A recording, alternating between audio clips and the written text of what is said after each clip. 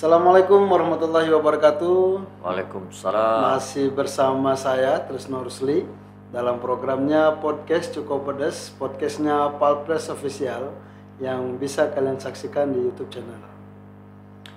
Dan tamu kita hari ini masih berkelanjutan dengan episode waktu itu Widuri Susi, wisata terpadu menyusuri Sungai Musi, dan hari ini kita akan membahas satu program lainnya, yaitu Wisduloro atau wisata terpadu Pulau Kemarau bersama Kando Ide Hamrianom, Ketua Umum Forum Palembang Mekir. Assalamualaikum Kando. Warahmatullahi wabarakatuh. Tetap poso hari ini Kak? Alhamdulillah. Masya Allah. Pas giliran. Jadi kalau setiap nge-podcast selalu bertemu dengan saat berpuasa Kak ya? Alhamdulillah. Jadi kalau pemirsa masih ingat dengan program Seguntang Sriwijaya Tower, dan kemudian ini Widuri Susi, wisata terpadu menyusuri Sungai Musi, dan hari ini kita akan membahas Wisduloro atau wisata terpadu Pulau Kemarau. Nah, apa itu Wisduloro? Langsung saja kita tanyain. Ya. Silakan Kak. Baik. Assalamualaikum warahmatullahi wabarakatuh. Waalaikumsalam. Sebagaimana sudah kita amati terdahulu bahwa di Sumatera Selatan ini banyak sekali aset-aset, tempat-tempat bersejarah, potensi-potensi budaya maupun alam, sungai, kan ini sangat banyak sekali.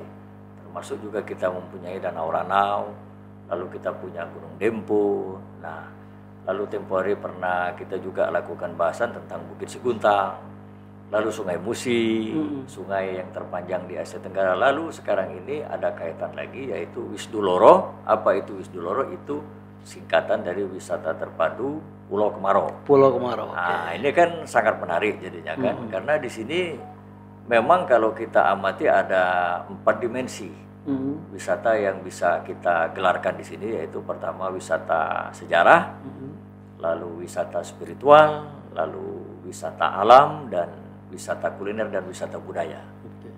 Nah, ini memang sangat menarik, tetapi barangkali kita perlu mengelola Pulau Kemarau ini dengan konsep yang terpadu, lalu ada keseriusan dari pihak pemerintah kota maupun provinsi dan pihak-pihak lainnya, termasuk kita organisasi kemasyarakatan dan sosial budaya tentunya sangat peduli melihat potensi ini dan bagaimana agar kita secara bersama-sama, secara terpadu dapat mengembangkan Pulau Kemarau yang penuh dengan sejarah yang bernilai tinggi ini. Apa sih yang mungkin Kando bisa jelasin pentingnya Pulau Kemarau sebagai salah satu destinasi wisata di Sumatera Selatan? Ya, ini memang sudah melegenda dan Pulau Kemarau ini sudah terkenal di dunia. Jadi bukan hanya di tingkat lokal, dia di tingkat nasional bahkan internasional, Pulau Kemarau ini sudah dikenal. Nah, oleh karena itu, karena keterkenalan Pulau Kemarau ini yang memang aset kita, ada baiknya tentu kita lebih serius untuk mengembangkan Pulau Kemarau ini yang sangat melegenda, dan kita harapkan nantinya juga apabila ada geliat di sana seperti UKM, di sana kan bisa berjualan dengan makanan-makanan kuliner khas Palembang seperti pempek, tekwan, model dan sebagainya. Nanti ada tenan-tenan di sana. Lalu tenan-tenan itu seperti yang saya bicarakan waktu di Bukit Seguntang, ada juga tenan-tenan souvenir. Souvenir, mainan kunci, lalu orang mau beli tanjak, semuanya ada di sana. Nah, lalu bagaimana agar supaya orang tertarik ke sana, tidak hanya untuk melihat makam, di sana ada makam Siti Fatimah dan Tan Banuan di situ, tidak hanya itu, tetapi bisa juga melakukan sesuatu yang lebih bernilai. Jadi harus ada rangkaian-rangkaian di sana, seperti kita umpamanya bisa menggelar gelar budaya khas Palembang, seperti umpamanya tari-tarian khas Palembang, lalu pentas dolmolo, lalu ada saropal anam khas Palembang, budaya Palembang. Nah, lalu di sana kan ada 2 agama, yaitu ada budaya Hindu, Buddha, dan budaya Islam. Nah, di sana itu kan ada vihara, kalau tidak salah ada pagoda. Dan tidak salahnya di sana itu kalau menurut pengamatan kita itu ada musola yang bisa dikembangkan jadinya menjadi masjid di sana itu dengan menara yang cukup menarik nantinya dibangun dengan khas Palembang, bisa saja itu nanti adanya musola tadi dibangun menjadi masjid di sana itu, sehingga orang datang ke sana itu apabila ingin berwisata ke sana untuk melakukan sholat 5 waktu, dan penduduk sekitar juga bisa memanfaatkan untuk sholat Jumat di sana. Oh, jadi artinya kalau wisata terpadu itu ya berkaitan dengan di satu titik itu ada beberapa wisata yang bisa kita kunjungi seperti itu kan, ya. Misalnya tadi Kak Kendo bilang ada wisata kulinernya, ada UMKM-nya seperti itu kan. Betul ya. Jadi ada di situ, itu kan ada penduduk di sekitar itu, bisa juga diberdayakan untuk membuat kita buatkan tenan-tenan terapung di pinggir pulau itu agar supaya mereka itu berjualan makanan-makanan khas Palembang. Nah, lalu juga seperti souvenir-souvenir khas bisa juga digelar di situ, baik di pinggiran sungai itu maupun di dalam. Nah, sehingga nantinya di situ dapatlah kalau orang mau masuk ke sana itu bisa dipungut karcis. Nah, karcis ini nantinya tentunya akan menghasilkan PAD bagi pemerintah kota. Oke, cuma yang menjadi masalah sekarang ini akses untuk ke sana tuh sulit, Kak. Ya, itu yang sudah kita pelajari, bahwa dari Intirup itu kan sudah ada jembatan ponton. Oke, itu nah, ketika jembatan ponton ini sekarang ini ketika ada keramaian seperti Cap Gome. Nah, jadi kalau tidak, barangkali ini tidak terhubung. Betul. Nah, kita menyarankan kepada pemerintah agar supaya ini bisa dibuat jembatan yang permanen. Dari Intirup itu, dari daratan Intirup pabrik ban itu kan jaraknya kan sangat dekat. Nah, di sini kita sarankan untuk dibangun jembatan yang permanen. Saya kira itu tidak terlalu jauh. Nah, ini penting untuk akses orang bisa masuk ke sana, agar supaya bisa dilakukan dengan akses jalan sungai juga lewat darat. Nah, ini yang akan kita berikan masukannya kepada pemerintah setempat. Isu-isu pembuatan jembatan itu kan sudah lama benar, Kak. Ya. Sudah mungkin zaman Pak Edi Santana waktu wali kota dulu, zaman Pak Romi Herton dan sampai sekarang zamannya eranya Pak Arno Joyo juga belum terrealisasi. Nah, itu apa maksudnya? Oleh karena itu dulu kan memang sudah ada wacana-wacana itu. Kita sekarang insya Allah dengan saya sebagai Ketua Forum Palembang Bangkit ini, yang ada beberapa tokoh masyarakat, akademisi, dan banyak orang-orang penting ada di sini, nanti ini bisa memberikan sebuah katakanlah agar supaya percepatan jembatan ini bisa direalisasikan sangat penting. Karena apa? Karena ini kan sudah terkenal bukan hanya di tingkat lokal nasional, tetapi sudah dunia mengenal Pulau Kemaru ini. Kalau dari Forum Palembang Bangkit, apa nih yang menjadi masalah yang dihadapi pemerintah dari dulu sampai sekarang juga belum terrealisasi? Ya, sebetulnya saya kira tinggal kemauan saja, kemauan kuat dari pemerintah. Saya kira kan pemerintah bisa saja, pemerintah kan punya anggaran, pemerintah juga punya kebijakan, punya kekuasaan, artinya punya akses untuk mengembangkan Pulau Kemaru itu. Nah, kalau terjadi sesuatu yang katakanlah hambatan-hambatan, saya kira hambatan-hambatan itu bisa kita selesaikan asal memang dengan adanya suatu kemauan yang kuat dulu dari pemerintah. Nah, kita dari Forum Palembang Bangkit siap untuk membantu itu. Dari sisi? Ya, dari sisi barangkali dari segi baik itu dari segi jaringan networking kita sampai ke pusat, bahkan juga sampai ke luar negeri. Insya Allah mudah-mudahan kalau memang dirasa itu nanti kita akan beraudiensi dengan Pak Wali Kota dengan membawa konsep ini agar supaya bisa Pulau Kemaru itu dijadikan betul-betul menjadi geliat ekonomi kerakyatan dan bisa menghasilkan PAD bagi pemerintah. Kalau sekarang kan cuma parsial aja. Orang datang ke sana lihat. Jadi maksud saya di sana itu ada sesuatu yang rutinitas itu terjadi gitu. Ada geliat ekonomi, lalu ada PAD. Jadi kalau orang mau berekonomi itu kan tentunya harus ramai dulu, Kak. Iya. Kalau ke sana, kalau orang ke Pulau Kemaru males, apalagi untuk apa jualan kan. Justru itu. Jadi kan aku ingat kayak gini, waktu eranya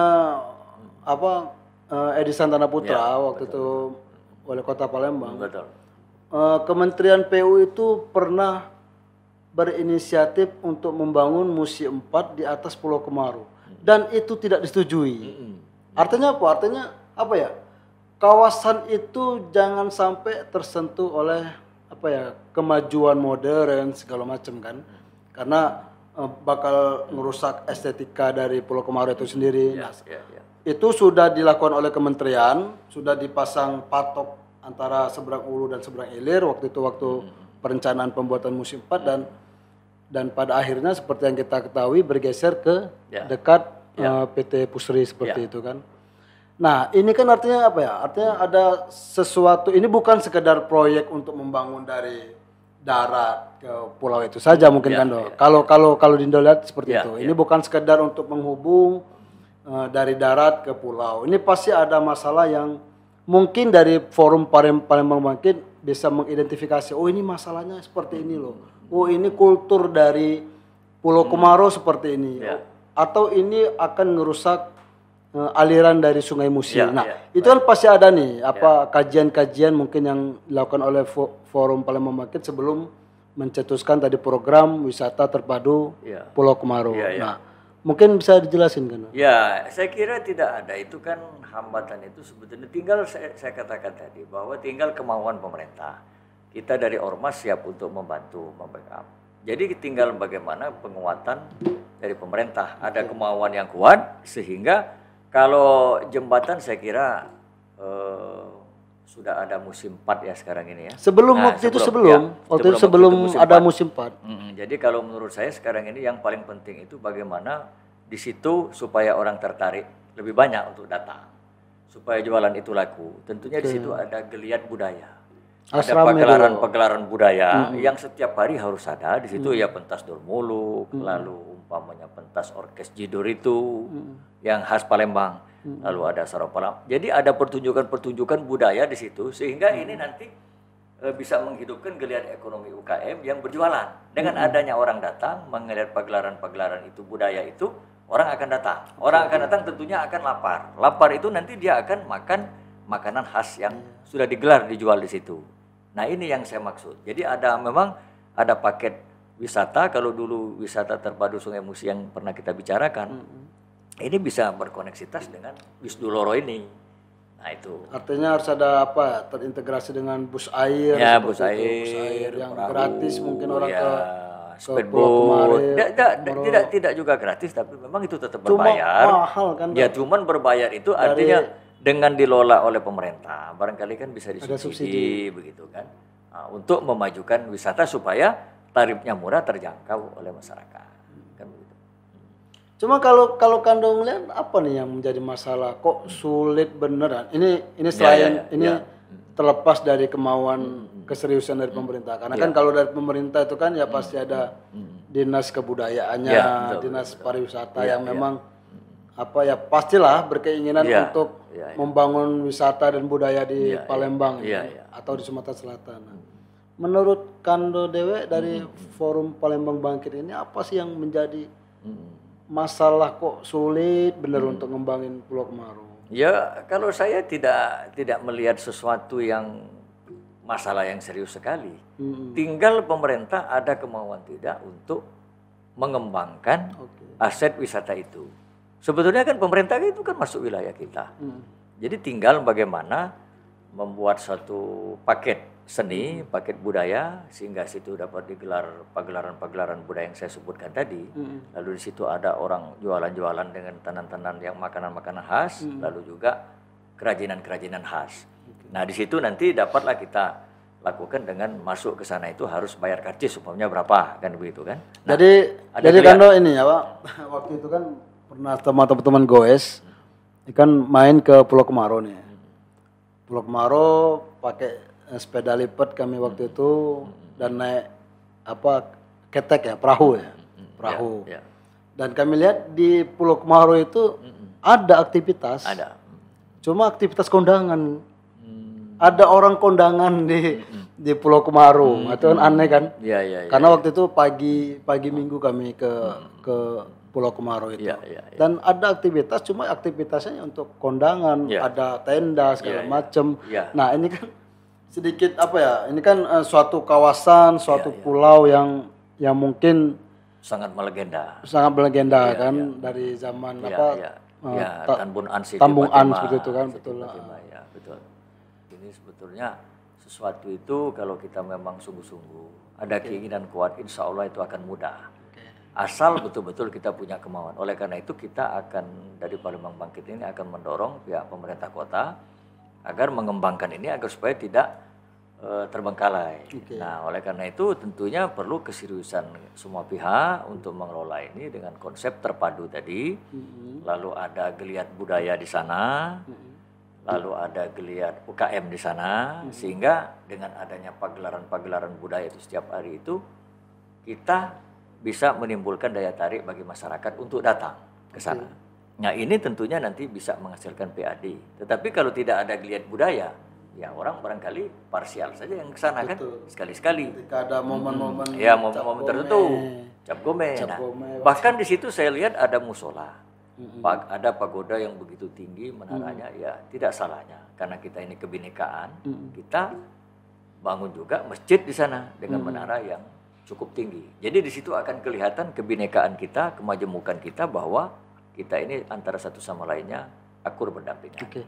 Nah mungkin terakhir nih Kando, wisata terpadu, nah, nilai apa sih yang ingin diambil dari program Wisduloro ini? Ya, sebetulnya seperti saya sudah katakan yang lalu bahwa yang paling penting itu di era pasca pandemi ini bagaimana menggeliatkan ekonomi kerakyatan. Nah, bagaimana menggeliatkan ekonomi kerakyatan? Tentunya kita harus berikan tempat, berikan fasilitas UKM itu untuk berjualan di tempat-tempat aset wisata yang ada di Kota Palembang. Nah, tentunya berjualan harus ada daya tarik dulu bagaimana supaya orang datang. Nah, supaya orang datang bagaimana? Ya gelar budaya di sana. Nah, gelar budaya inilah yang nanti akan menimbulkan ketertarikan. Nah, ini. Jadi mungkin kalau disimpulin, kalau orang mau berjualan, mau membantu, kalau pemerintah mau membantu UMKM, otomatis harus ada masanya dulu. Ya. Masa datang itu kalau ada kegiatannya. Kegiatan di sana, ada gelar budaya. Nah, lalu pemerintah dapat mengutip karcisnya untuk PAD. Kalau di situ ada kegiatan. Tinggal yang tidak ada kegiatan kita minta karcis kan. Tinggal yang jadi masalah aksesnya lagi nih Kando. Nah, akses ke sana. Jadi oleh karena itu akses itu saya kira sangat penting. Betul. Ini memang harus kita upayakan agar supaya ada jembatan yang permanen di situ menghubungkan dari Intirup atau yang paling dekat ke situ ke Pulau Kemaro itu. Sehingga dengan demikian dia dapat lancar baik akses dari darat maupun sungai sehingga betul-betul Pulau Kemaro itu dapat dinikmati wisata secara membumi dan memasyarakat di Kota Palembang ini. Oke, baik, terima kasih banyak Kanda Ilham, Ketua Umum Forum Palembang Bangkit. Mungkin ada disampaikan lagi? Ya. Ke pemirsa cukup pedas?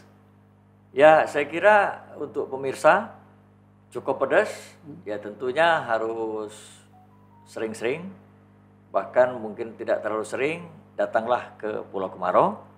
Nanti insya Allah ke depan mungkin akan lebih maju dan lebih berkembang lagi.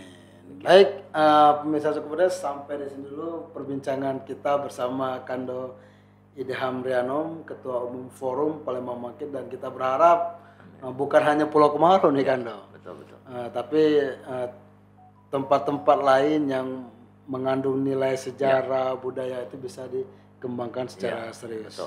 Baik, saya akhiri. Wassalamualaikum warahmatullahi wabarakatuh. Waalaikumsalam warahmatullahi wabarakatuh. Terima kasih banyak. Wabarakatuh. Sama.